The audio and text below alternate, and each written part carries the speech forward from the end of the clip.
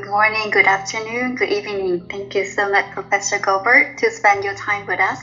And we are here from Vietnam, and we are really, really excited to meet you here virtually, and really looking forward to see you in person soon someday. So we love to share with you our journey of insight sharing, and we meet people around the world, and you're one of the very special person that we are really looking forward, and this is a wonderful opportunity for us to see you today. And for our coaches a bit, it will be lovely and honored if you can share with our audience a bit about yourself, Professor. Okay. All right. Yes, Professor, what Vivian was saying is it's going to be a very honor if we can have you to do a little introduction for our audience about who you are and the work you are doing. Please, can you do that? Sure. You don't want to ask me questions. You want me to introduce myself. Yes. Okay. I've watched, I think I've used the 4 links that you've sent me to look at other people who have had interviews with you. And one of the things that immediately pops out is that all those people are, they're practitioners. They're people who are life coaches or people like that, life coaches of one sort or another, or they're connected with a business school rather than, say, a department of psychology at a university. And I'm different from at least those particular 4. You may have recorded lots of other interviews, but those are the ones that I've seen. They usually start, your interviews usually start with you asking the people to say something about their childhood and work their way up. And I was born and raised in Chicago, Illinois, in the United States.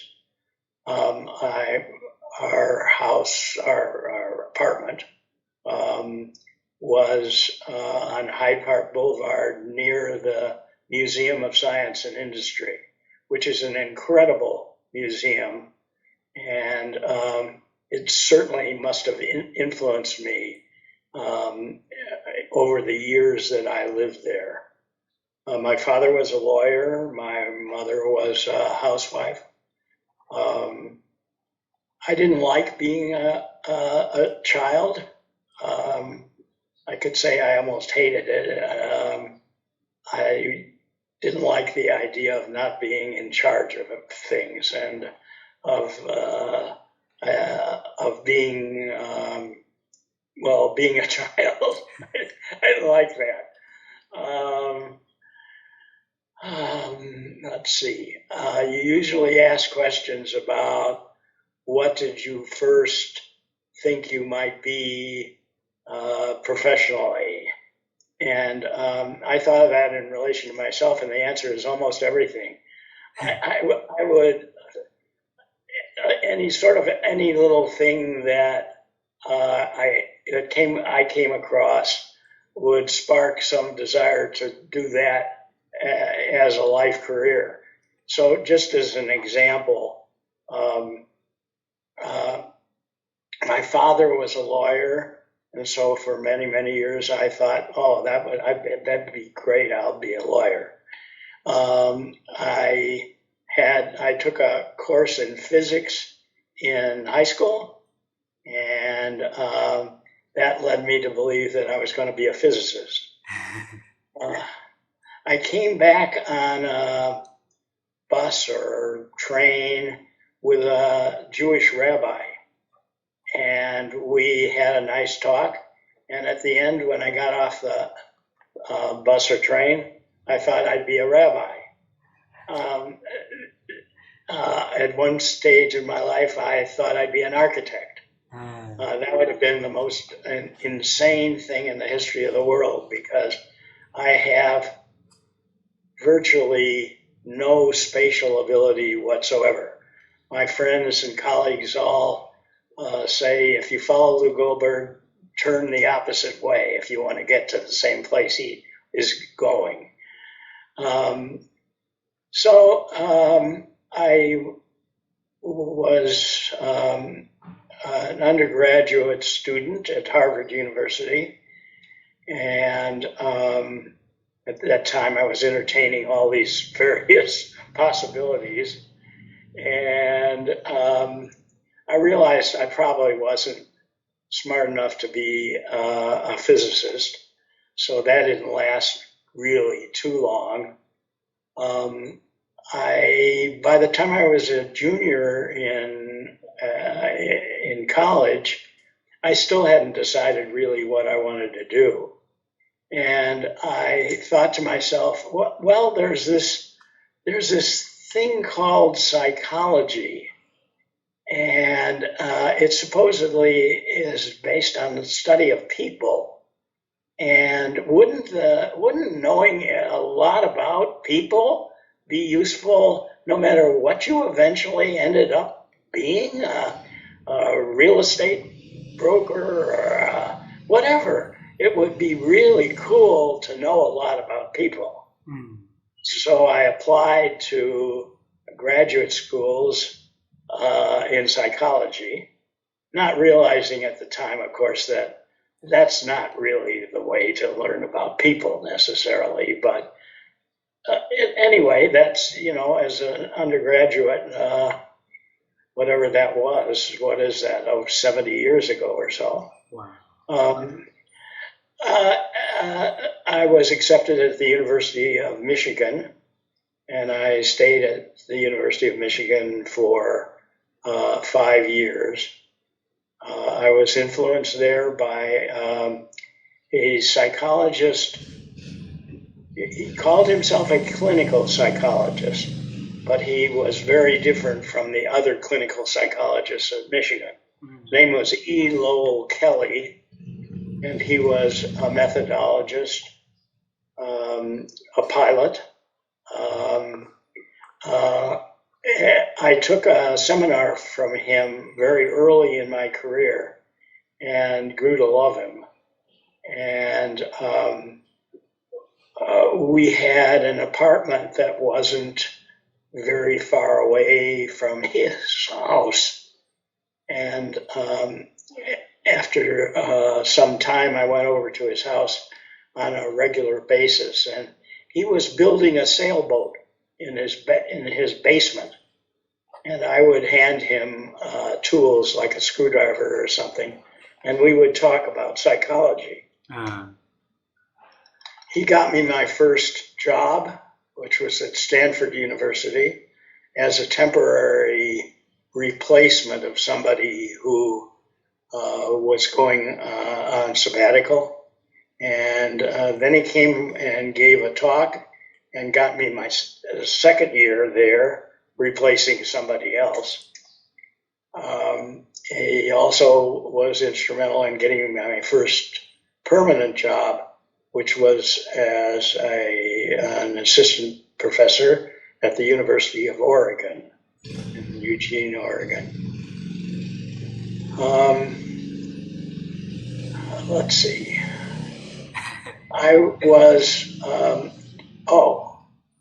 during the time that I was at Stanford, I met a man who was setting out to start a center for basic research in the behavioral sciences in Eugene.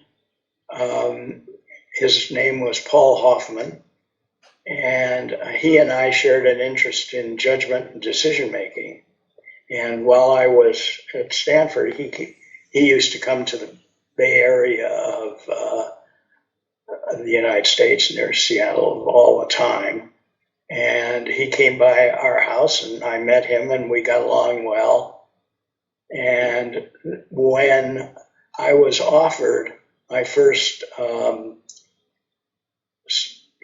professional job at the University of Oregon, he called me and said he had just set up this institute called Oregon Research Institute, and would like me to be a part of it. And I was a part of it virtually from the first day that I got to the University of Oregon until now. I still do science with people all over the world. I do it virtually, of course, via a computer, but I am affiliated with Oregon Research Institute and do my research out of there. Over the course of time, I've been privileged to have a number of wonderful experiences. I got a Fulbright Award and went to Nijmegen in the Netherlands and spent a year there and traveling around Europe.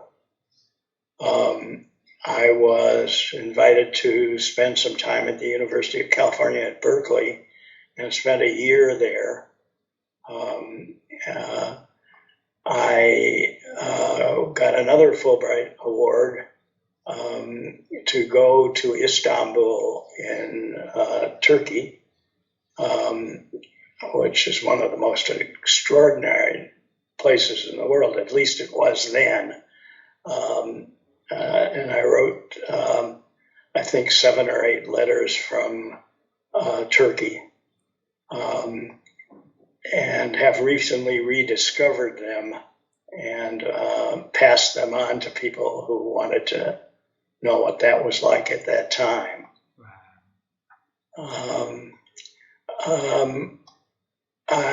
My wife and I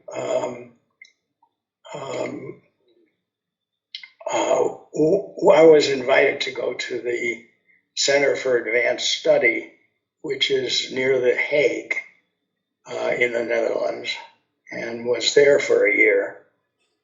So unlike most people I know, I spent virtually all of my sabbatical years traveling. That is, going to a place and staying there for a whole year, which is something that I recommend to everybody. It's tremendously important part of my life. And of course, I met psychologists at those places where I went. So my first trip to the Netherlands, I met Adriaan de Groot, who then came to ORI, and we worked on a book of his, translating it into English, called Methodology. And I also met Wim Hofstee. His real name is Willem, but he's called Wim. He was called Wim. And we worked together throughout the years. I was also lucky to have some extraordinary graduate students. One can say that one's scientific career is so much a function of one's graduate students. Certainly mine was. The first of them was Bill Chaplin, who is now at St. John's University on Long Island in the United States. And the second is Oliver John, who's a professor at the University of California in Berkeley. And most recently, Gerard Saussure, who is at the University of Oregon, but is in the process of gradually retiring.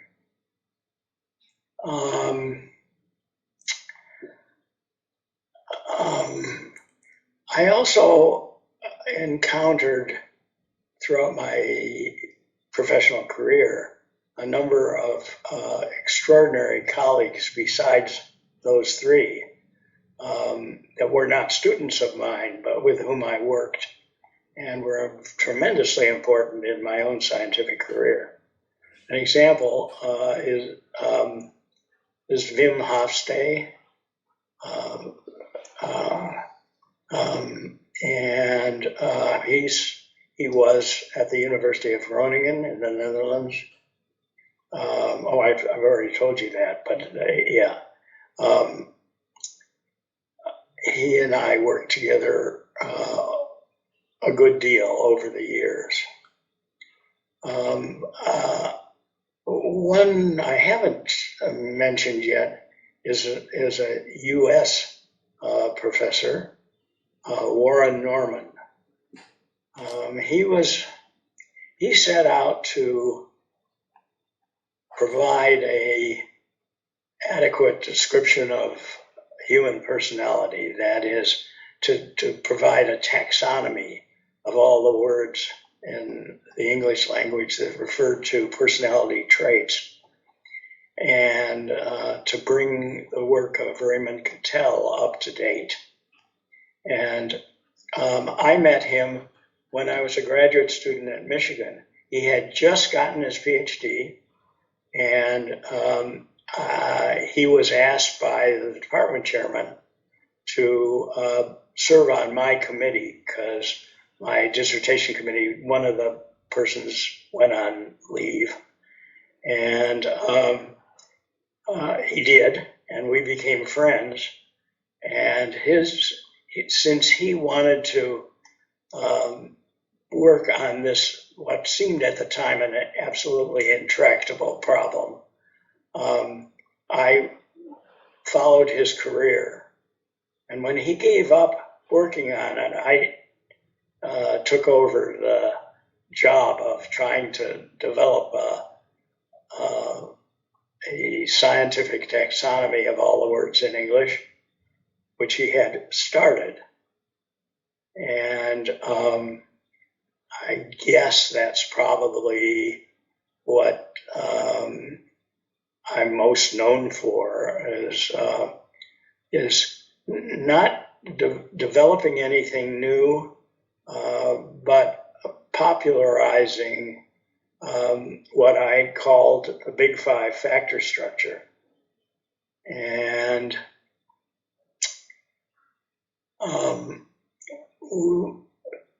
I made some headway in developing the Big Five. And the other thing I am, I guess, known for is setting up the International Personality Item Pool, so that people all over the world could use the same set of items and the same set of measures and develop them in any way they wanted. I was always concerned that the commercialization of psychological measures hurt the scientific side of it. And I was determined to try to find a way so that scientists could develop measures as they wished, not having to go through a commercial process and not having to pay for the use of psychological measures. And so that goes on today, and I still contribute to that. I think I have talked uninterrupted far more than any of the 4 people that whose previous interviews I've seen. So I suggest that I stop for a minute and let you decide what you'd like to hear me who's about. Well, thanks a lot for sharing the journey, because we love to listen to the wisdom and the experience that you share. So interrupting would be very rude from our end. So we enjoy listening. Professor Goldberg, let me bring you back in time. Okay, so you were a young boy back then with a lot of curiosity, ambitious to be anything and everything, right? One day you would like to become a lawyer like your father. Next day become something else, a physicist, right? But then when you encounter onto the world of psychology, and you say that wouldn't it be interesting to know the people in any career, any professions, right? And then you took that major, but you stay in there for that many decades, 70 years already, right? Tell us why, why psychology interested to you back then, to that young curious boy. Well, first of all, at Harvard, there was a psychology department. I never took a course in it. I never knew of the professors that were in it. They were very, very famous, but I didn't know that.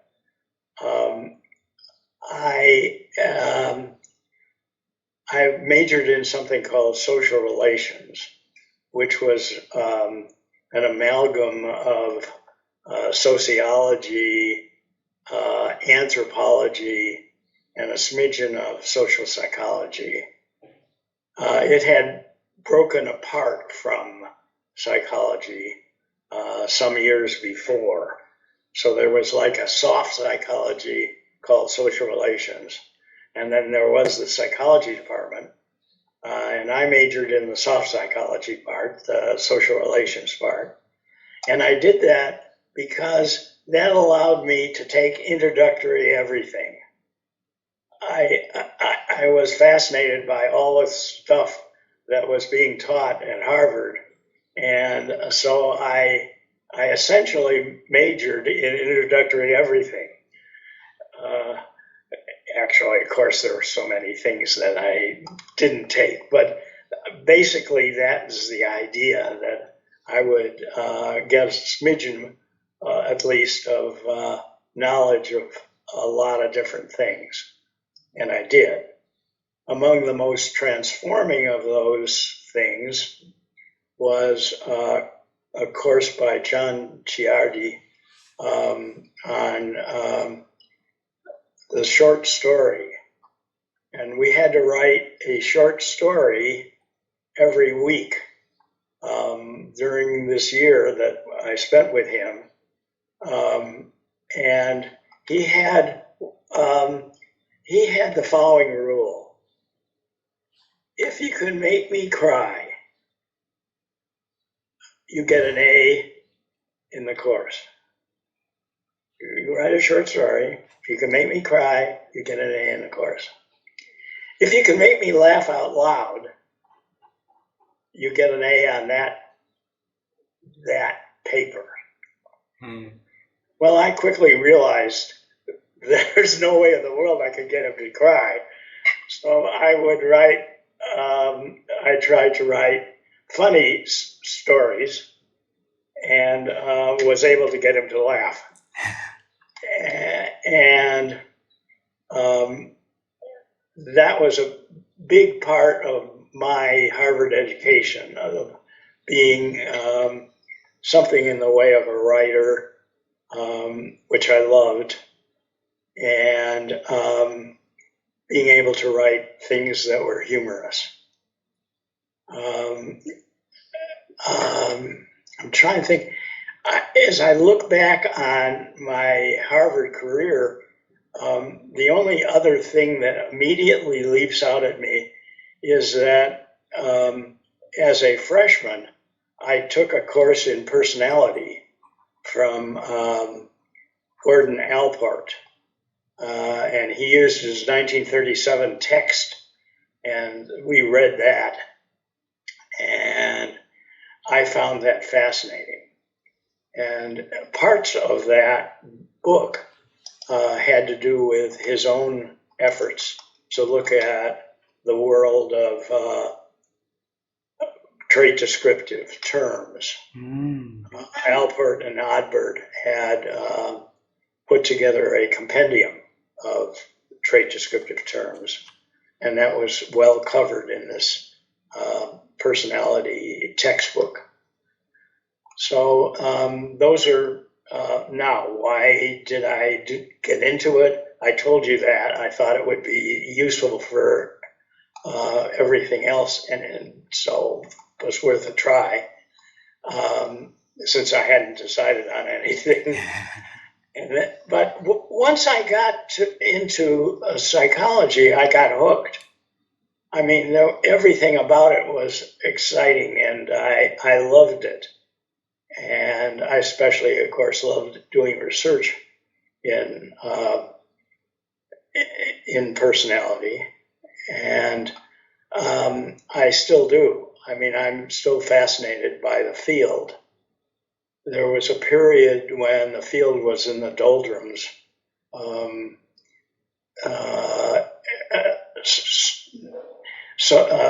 Social psychologists were trying to convince people that we didn't really have personalities, and I was a personality researcher during that period, which is sort of a black period for personality research. Another thing I suppose is terribly important, actually, if I'm trying to understand my career, is the fact that I've been fabulously lucky in a million different ways, but certainly in terms of getting money for research grants. I was funded from about 1955, up until till now, continuously by the National Institutes for Health to do personality research, with the exception of 3 years when Ronald Reagan was president of the United States. I was fortunate at the time that my office outside of the University of Oregon was in ORI, Oregon Research Institute. And at one point, I moved my office from Oregon Research Institute to another research institute in town called Decision Research. It was run by Paul Slovic. And during the 3-year period when I wasn't funded and thus couldn't pay rent, he let me stay there. It's a hugely generous thing. He said something like he liked having me around. So, I mean, basically, though, I mean, my research has been funded by originally the National Institute of Mental Health, more recently by the National Institute of Aging. But that's hugely important to any scientist, to be able to have funds to hire research assistants and to do all the stuff that's involved in running a research program. Before we go into the big five, Professor Goldberg, allow me to bring you back into university time. Okay, so when you hooked into the psychology major, right? And your lawyer father, what did he say? Say that again. I'm not sure I understood the question. Yes, the question was, like normally in our culture, if a father is a lawyer, then he has expectations for his children to become a lawyer or something in that profession, right? So when you decide to become a researcher, for psychology researcher, what did your father say, or your parents, what did they say about that? Oh, they were tremendously positive. My father had no particular desire that I be a lawyer. Oh. I think he would have been happy if I had been a lawyer, but I mean, I think he'd be happy if I'd been a doctor. I think he'd be happy that I did something that I enjoyed. I didn't feel ever any pressure from either of my parents to be anything particularly. Wow. So it had nothing to do with that kind of thing. Wonderful to hear. So what happened under the reign of the Reagan presidency that he stopped that 3 years of funding for your research? What happened back then? Once again, I'm not positive I understand. What happened back then, the entire Oregon Research Institute got its first research grant. As I said, I think it was about, well, wait a minute, I misspoke. I think it was 1965. Because I graduated Harvard in 1953, and I got my Ph.D. in 1958. And so I think it was 1965 when we got our first research grant. And I was the principal investigator on that, and everybody in the Institute was part of it. And it was called something like a program project in personality assessment, something like that. But our proposal and what we did encompassed research in judgment and decision making, probably more of that than anything else, and then my own research in personality. Did that answer your question? The question was, why didn't they fund for that 3 years? Why didn't they support the funding for the program? Yeah. I see what you mean. Oh, okay, yeah. Okay. I brought up the Reagan 3 years. Yes. Okay. It wasn't his fault particularly, except that he led a movement in our country, country's politics, de-emphasizing lots of different things, including science. So there was less scientific research funded during that period. It was a coincidence. The team that came out and did a site visit to ORI and us decided that we had had a lot of research support and we didn't deserve any more. Now, in fact, after that 3-year period, we did get lots more.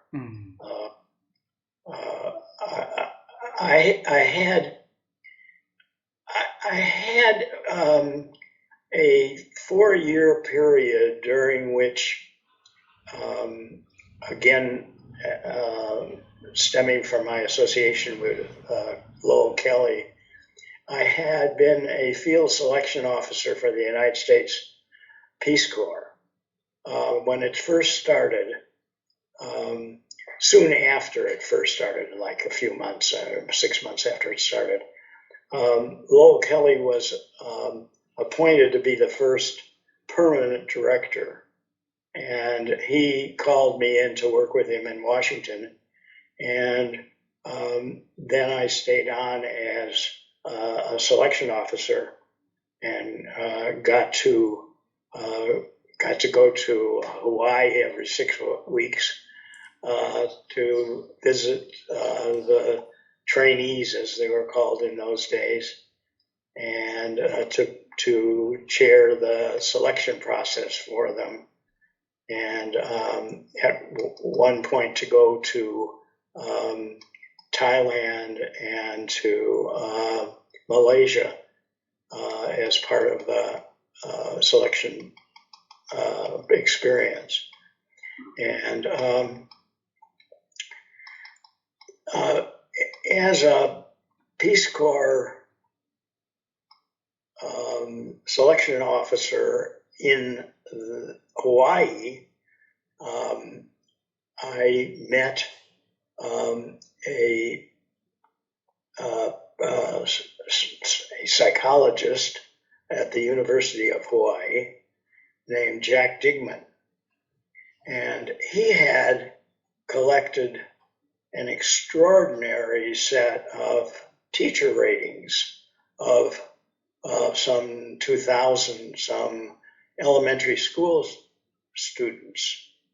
So they were rated by their teachers at the end of the school year, so that the teachers really knew them. And that data, which was collected early, was just sitting in Jack Digman's office.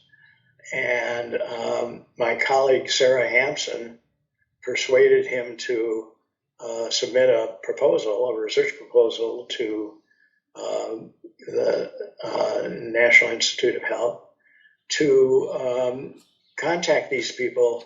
Now they were adults, so they were, they were young. They were children when they were first assessed, and they were middle-aged adults when Jack got the research grant called Personality and Health. And a few weeks after he actually got the grant, he died. And I was asked to take over the running of that research project, which I did. And I did it for, I think, 10 years. And then my colleague Sarah Hampson did it for another 10 years. And the last stint of this was 5 years by a scientist named Grant Edmonds. So that also was an important part of my research. Sarah and I did all kinds of stuff together, along with a team that was connected with Kaiser Permanente in Honolulu. And we located really an extraordinary percentage of the original children now as adults. And we got them to come into the clinic in Honolulu, where they were assessed medically, physically, psychologically, every way we could possibly do it. We sent them questionnaires, which they answered by mail, but we also had all of this physical data from them, including blood, which we then could do DNA analyses of. So one huge part of my research career was the Hawaii Personality and Health study. Wow.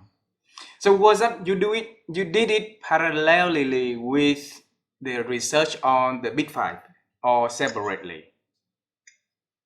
With the research arm of what? On the Big Five project, and as a Big Five. No, those are two completely different projects. Yes. So at one time I was funded. Remember, I told you how lucky I was that I had all this research funding. At one time, I was funded by for both doing personality taxonomy research, yes, and for the Hawaii Personality and Health study. So tell us how the journey of developing the Big Five happened, Professor Goldberg. Well, okay. It wasn't called that originally. I gave it that name. But Raymond Cattell had been working on this project a good deal of his professional life. And then, as I said, Warren Norman took over. And then he stopped. He stopped doing science, and I took over. What I did was to administer to college students in the United States, literally thousands of them over the years,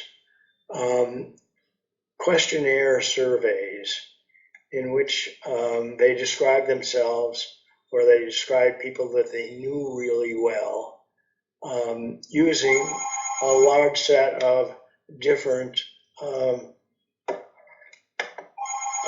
excuse me just a second, I gotta turn this off. Don't worry. And I don't know how. There must be some way to turn this thing off. Okay, I'm sorry. No worry, no worry. I'm sorry. I don't know who that is, and that doesn't matter. I'm with you now. Thank you.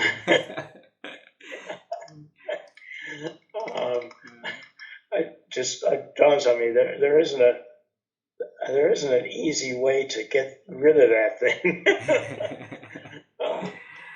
Okay, where were we? We're talking about you took over, the Big Five. Yes. Yeah. Okay. So I administered large numbers of trait descriptive terms to large numbers of college students, and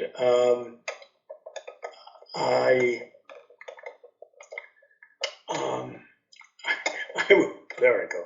Okay, I see. I am struggling with my mouse. Okay. And using factor analysis, many different varieties of factor analysis, many different ways of doing it. I kept getting these same 5 factors. They're basically the 4 of them are the ones that you know about: extroversion, agreeableness, conscientiousness, and emotional stability versus neuroticism. And by the way, those names, those labels, come from Warren Norman.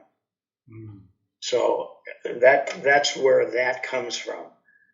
But I kept discovering the same ones, plus what I call intellect/imagination. So that's what I kept getting all the time. And I wrote up my results in a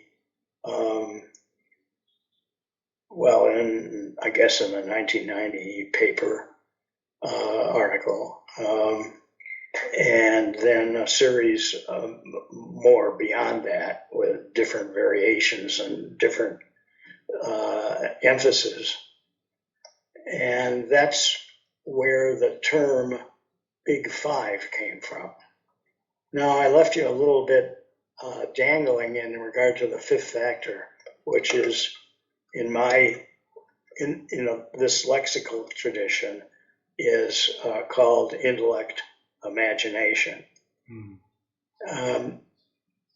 When I first started talking about my research at various conferences, scientific conferences, among the people who heard me were 2 psychologists,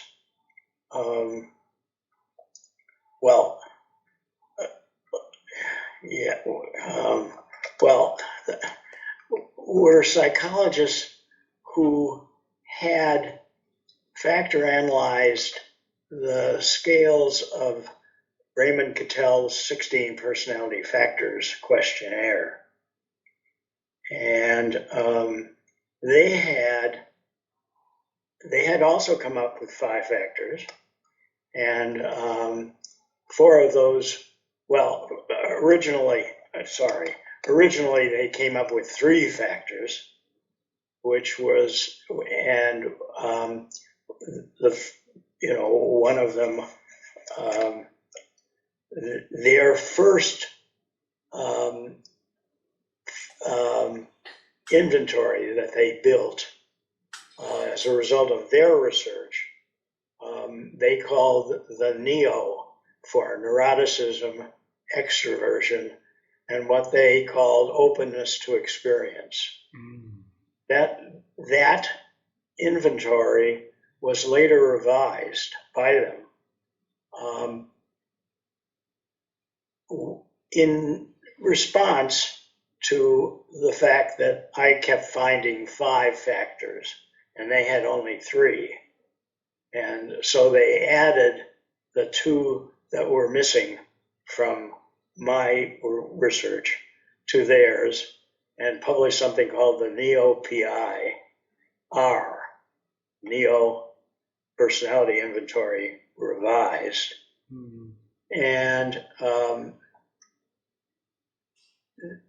they kept the openness to experience part of their original 3-factor inventory, and then added 2 factors that I had proposed. And so the NEO-PI was a questionnaire survey that measured extroversion, agreeableness, conscientiousness, neuroticism, and what they called openness to experience. Now, as it turned out, ironically, the field as a whole has used the openness construct label much more than it is than the one that I proposed, namely intellect, imagination. That's partly, ironically, the function of one of my students, Oliver John, who provided a short measure of each of these constructs. And he elected to call his 5th factor openness rather than intellect. And the field has more or less agreed with him on the label. It's in a way surprising, because I think that intellect and imagination are so much more broad and so much more descriptive of those measures of that factor than openness. But nonetheless, that's something that the field will sort out in the next 100 years. Will it ever, will the 5th factor ever be called intellect and imagination, or will it always stay as openness? There now have been excellent articles and chapters and such that link the 2 ideas, but it just seems to me that openness to experience is such a more narrow construct than intellect and imagination. I see it as a facet or a component of intellect and imagination, and I think intellect and imagination does so much a better job at capturing the essence of that lexical factor. Anyway, that's, we'll find out over the years what finally prevails. Yeah. Professor, since we're talking about imaginations, I am right now imagine a little boy in Chicago walking into the museum and looking around, so many things going on, your openness to be a rabbi one day, to be a lawyer one day. What was the happy day when you was in that museum, Professor? Well, it's an extraordinary museum, and anybody who comes to Chicago should certainly see it. My memory of it was of being scared. They had a coal mine in the basement of the museum. An honest to God coal mine, and you went on it was a fake elevator. I mean, it was an actual elevator in the sense that it got you from the ground level of the museum down to the basement, right?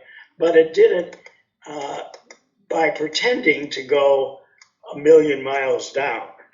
In other words, the walls of the elevator made it look as if you were going far, far, far further down into the basement.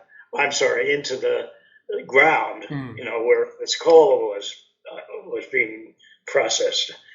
And at you sit down and they would tell you all about this coal mine. And then at the very end, they had a demonstration where they would take coal dust and light it, and it exploded. And as a young kid, this was a loud noise, this was, a huge bang. And it scared, oh man, I was scared.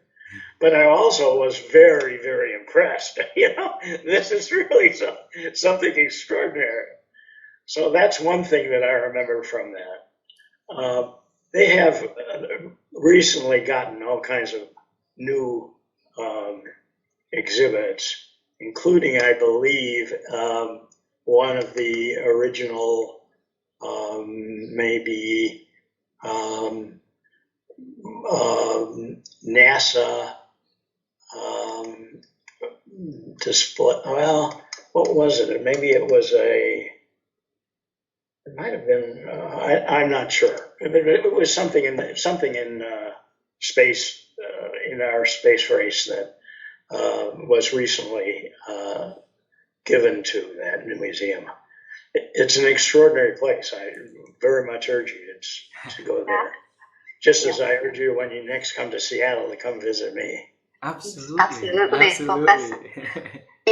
And then I'm also curious, Professor, that in some stage during that childhood you didn't like it because of the in charge. Professor, the computer froze a bit, so I was questions with this thing like, that's a very happy day for you in the museum, but generally you were mentioning that something you didn't like it in the past because you're not able to take charge.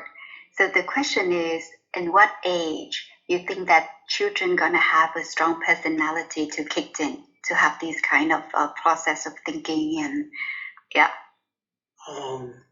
Well, as long as I was living with my parents, I was not a tremendously happy camper. But as soon as I went to Harvard, then I was on my own. And from then on, of course, I was on my own. So the transition point in terms of happiness was being out of my parents' home and on my own. Because when I was on my own, I could do my own thing. And I didn't have anybody telling me what to do. And I didn't like being told what to do. I'm amazed with your ability to remember names, story, and events, Professor Goldberg. So, can you teach us some practices that my wife, myself, and my audience will be able to remember things better? So we can practice our brain the way that you are doing, so that we can have better memories. Well, as you know, memory tends to decline with age. I had a period of about 5 years or so where I went through this period where my memory was absolutely superb. It was much better than it was before that period. In other words, I went into a period of enhanced memory. I could really remember, a lot more than now. And then it faded away. And now there are things that, there are all kinds of things that I don't remember anymore. So I'm not a good one to give you advice to give to your audience as to how to have a great memory forever. It's no longer true. At age 92, I am no longer have as good a memory as I did, say, a year ago. And I don't know what that is. I mean, I've had various medical complications. So, it could be a function of that, probably is. It might be just a function of aging. But still, imagine a lot of us by the age of 70s or so would have a lot of issue with memory, right? So I still see very sharp Professor Goldberg in terms of remember things. So, over the years in the past, what did you do to exercise your brain so that you can, make the synapse and, connect? Certainly nothing deliberate. Oh. As I did not work on memory in any way. It's a byproduct of whatever it is what was going on with my body and my brain over the years. I mean, I took no special courses in memory, and I did nothing specifically to improve memory. I've always been active scientifically.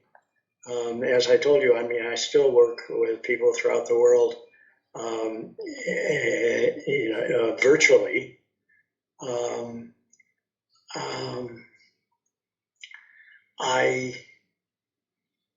I don't know. I don't think of myself. Let's put it this way. I didn't think of myself as having an unusually good memory up until this last 5-year window, which is long gone, but where I really did feel like I really had a great memory. And as I say, now it isn't. I want to try to give you an example.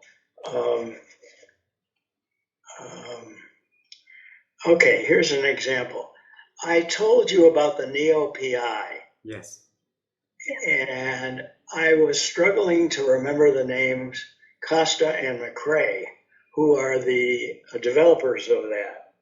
And so I didn't say anything about them, except that they had developed this test and they called the first of 3 factors, the third factor openness. But I didn't tell you their names because I couldn't think of it. So there's an example of my not being able to remember something, which during this 5-year window, I would have remembered really easily. No question about it. I have this feeling that memory is so much related to one's physical condition, which of course is related to one's mental condition. Yeah. Okay. Professor Goldberg, we have 2 questions last for this conversations. Okay. So my wife and I, we have been on the quest to help people improve their ability to think, because we believe that our thinking capability these days has been diminishing with so many noises and so many distractions out there. So every chance that we got connected with experts, we would love to pick their thought on how they practice their thinking so that our audience would be able to listen, reflect, and learn from. So the question I'm having for you now is, how have you been improved your ability to think? Well, I don't know. First of all, I have no idea. But one of the things I can report on a number of things that I have done. I mean, one example is I'm not on any social media. I don't do any social media at all. So I'm not on Facebook, Instagram, or anything like that. I don't do that. I don't have a cell phone. I have a landline, but I don't have a cell phone. So I'm sort of old-fashioned in that respect. I don't know that this has anything to do with your thinking, but I sure know that social media has been enormously debilitating for a very large number of people. I know in my own circle of people, of people I know, people who really would have been far better off if they did not take part in social media. I still read. I read a lot. I read a few newspapers every day, or at least the some part of them. And I get the New York Times and the Seattle Times every Sunday. So, I mean, that could conceivably have something to do with how one thinks. What else? I think staying active as a scientist certainly helps one think. I mean, right? I mean, I just think it would be horrible to be sitting in one's couch, watching television or something like that all day. That would be awful. So that has no appeal to me. I'm sorry, that's about all I can come up with. I have made no particular effort either to. Well, I could say I pride myself as thinking critically, but I think most people think of themselves as. Alrighty, so we got your advices on thinking. So no social media, read a lot, and stay active as a scientist. So helping you to think a lot better. So the last question is about your life, and I see you very humor, very happy, right? And this is a personal one. So my wife and I are also trying to help our loved ones to be happy in life, right? And with years of working, with traveling, with doing amazing things, share with us the wisdom of how we could be happy and enjoy happiness, please. Yeah. Oh boy, luck has so much to do with happiness. Who you're married to, how much funds you have available, who are the people in your life, and what do they do for you and with you.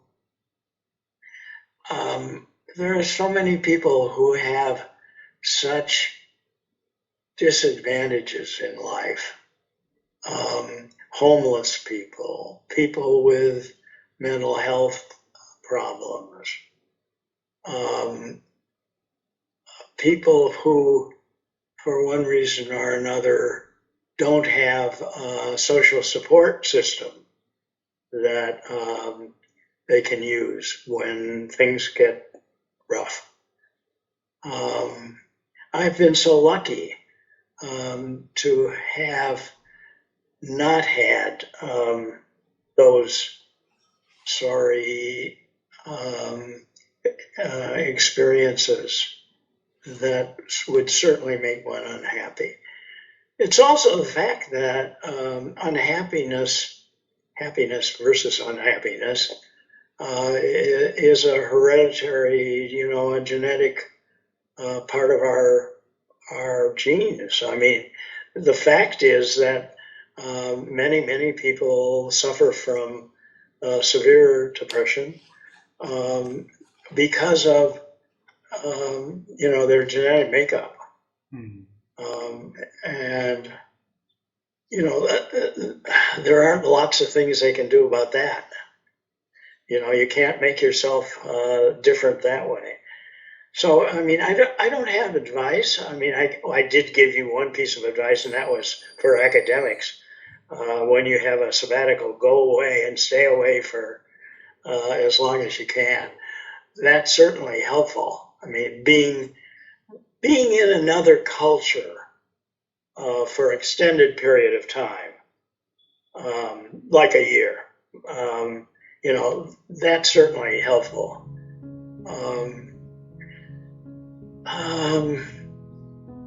What else?